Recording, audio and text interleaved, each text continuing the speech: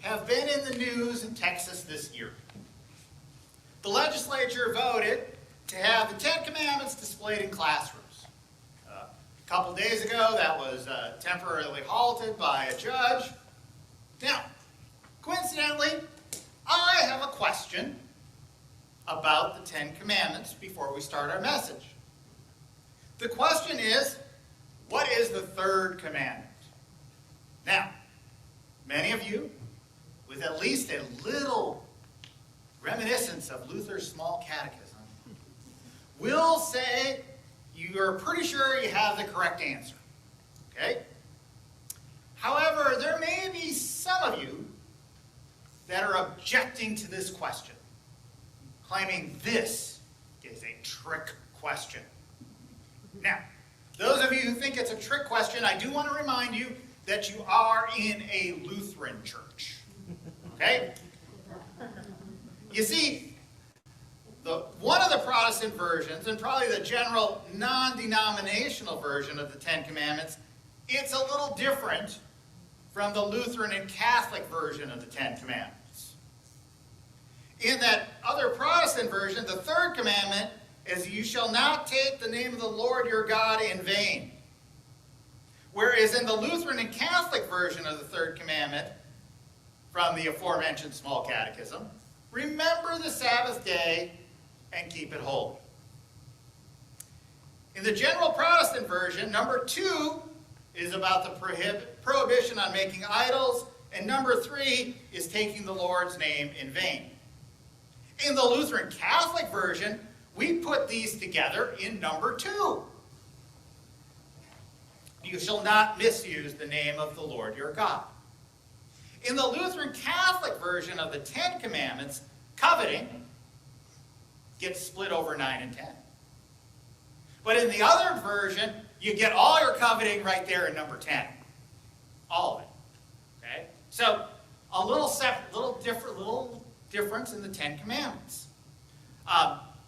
It's the general one that's going to be displayed in Texas schools, so this is going to confuse the poor Lutheran and Catholic kids. They're not going to be familiar with that. Okay? So we're going to start off today by talking about the third commandment from the Lutheran Catechism. Remember the Sabbath day and keep it holy. Now, one of the ways to keep the Sabbath holy is to not work on the Sabbath. Now, since Christianity is the majority religion in the Western world, the Sabbath was generally considered on Sunday. Well, of course, it's accepted that not all of us can honor the Sabbath by not working on Sunday in our modern world. There was still an expectation of resting on Sunday and avoiding work. Okay. One last little piece of irony, going back to our friends at the legislature. On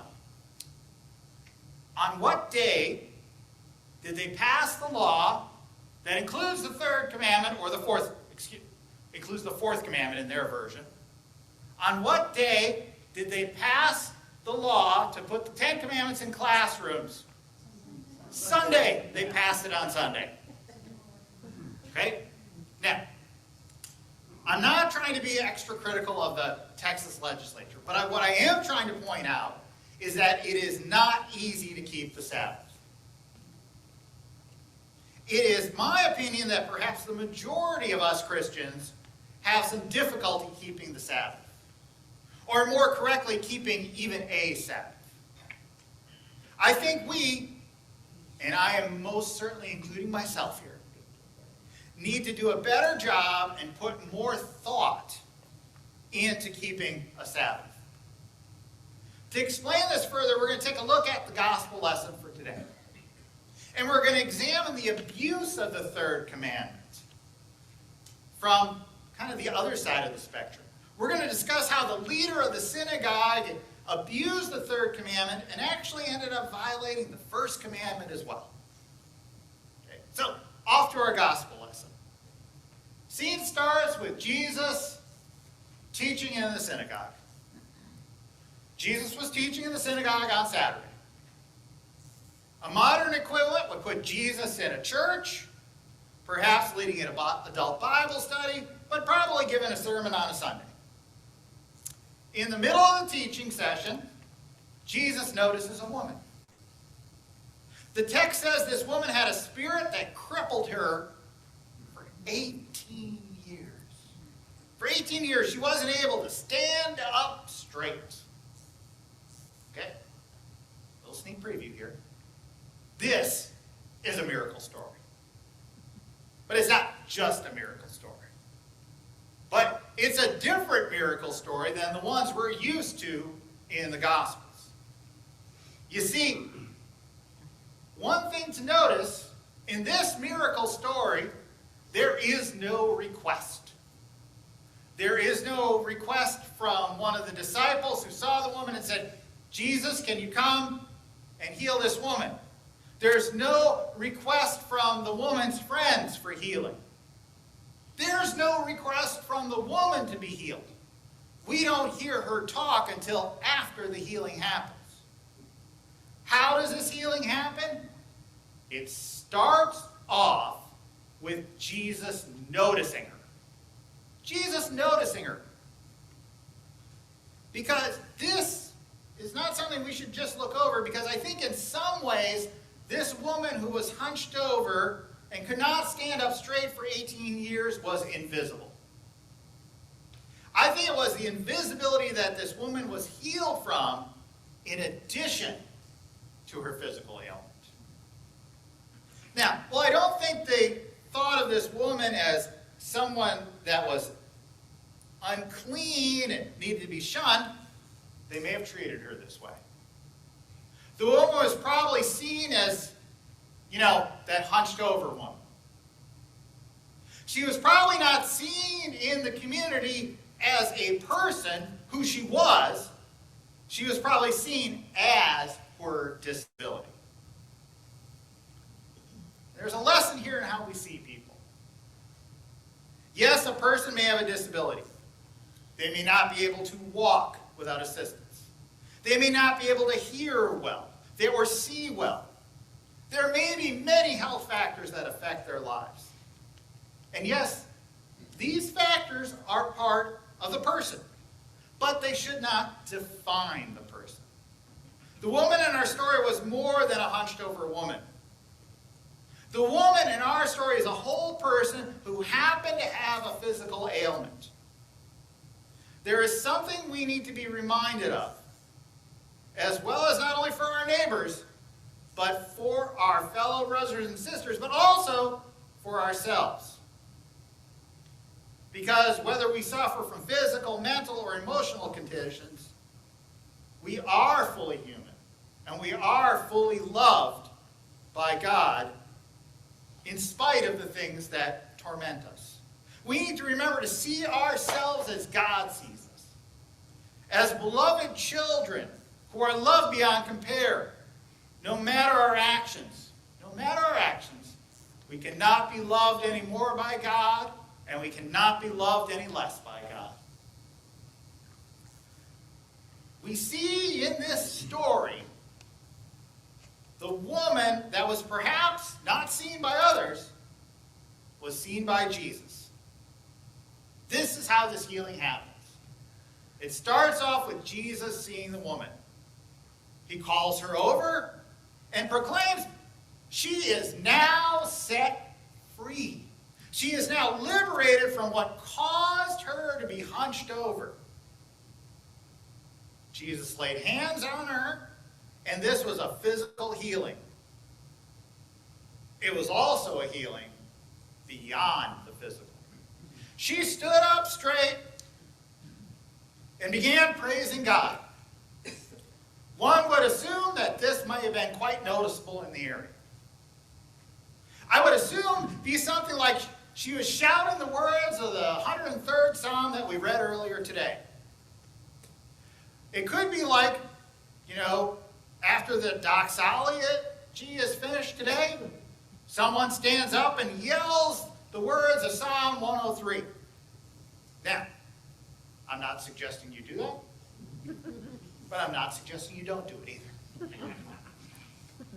After the commotion of the healing and the resulting praise of God by the woman with the newly acquired excellent posture, the leader comes over to Jesus. Probably not surprising. President of the assembly comes over to the guest preacher for a question after, the normal order of worship was suddenly interrupted.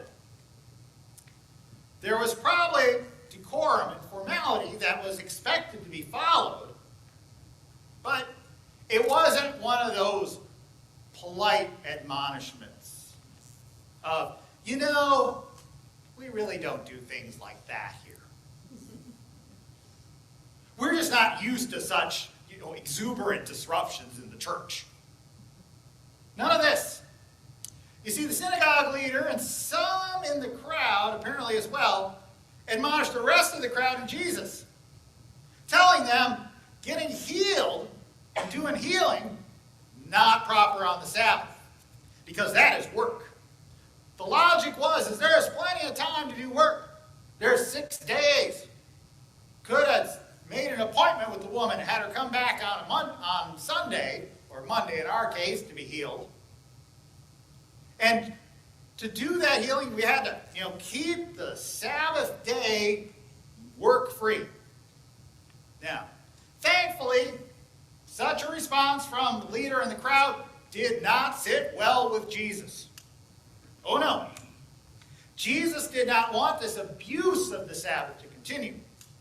Jesus starts his response by calling those who somehow thought the healing of the woman on the Sabbath was work, was a bad thing. He calls them hypocrites. He reminds them that needed work, such as feeding animals, was done on the Sabbath. Now, as a former dairy farm kid, I can tell you, cows do not observe the Sabbath.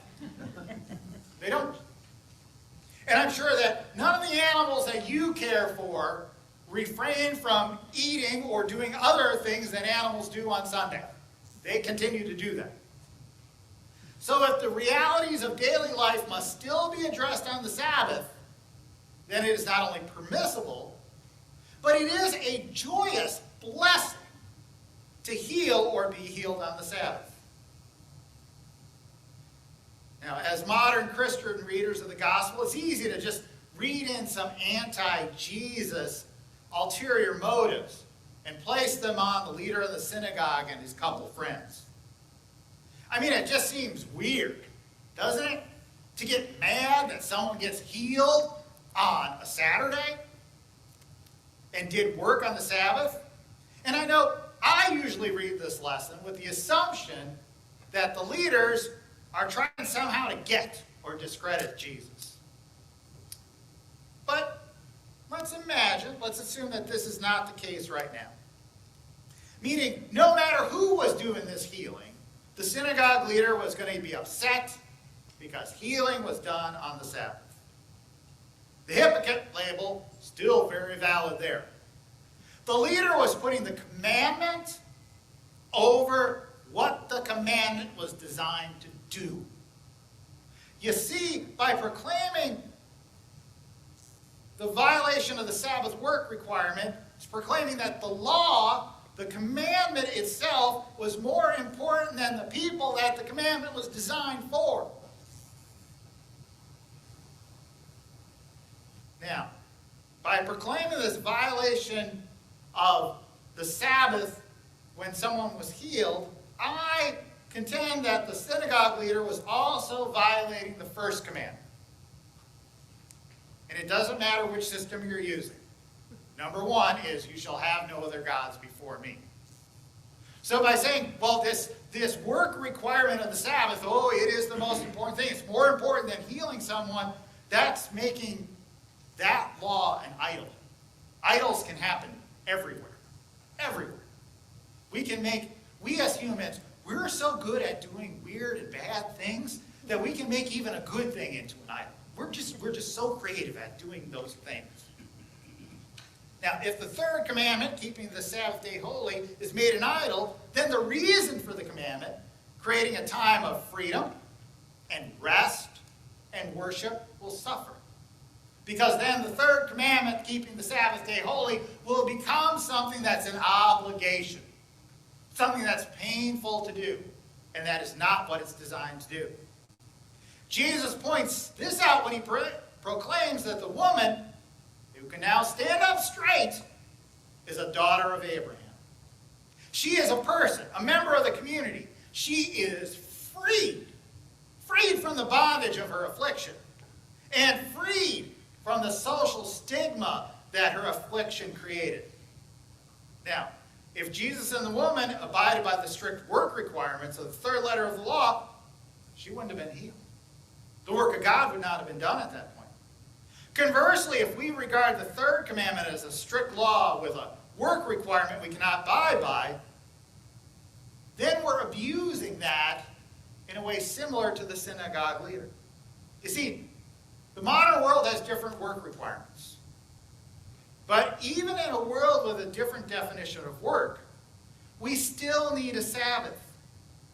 We still need a time for rest, a time for freedom, and a time for worship. Now, for those of you that are retired, and you're like, oh, this talk of work just makes me tired. Okay? For those of you that are wired, I offer this challenge. Can you consider retirement your Sabbath season? Can retirement be mainly Sabbath, mainly serving God, enjoying being in the kingdom of God? Whether one is retired or still working, taking Sabbath more seriously and more fully may take some time of reflection and some time of readjustment and transformation. But I do think it'll be worth it. May you enjoy and relax in your Sabbath time this week. Whether it be today or some other day this week. Whether it be a full day or just a few hours. Remember that the Sabbath was made for humans. Humans were not made for the Sabbath.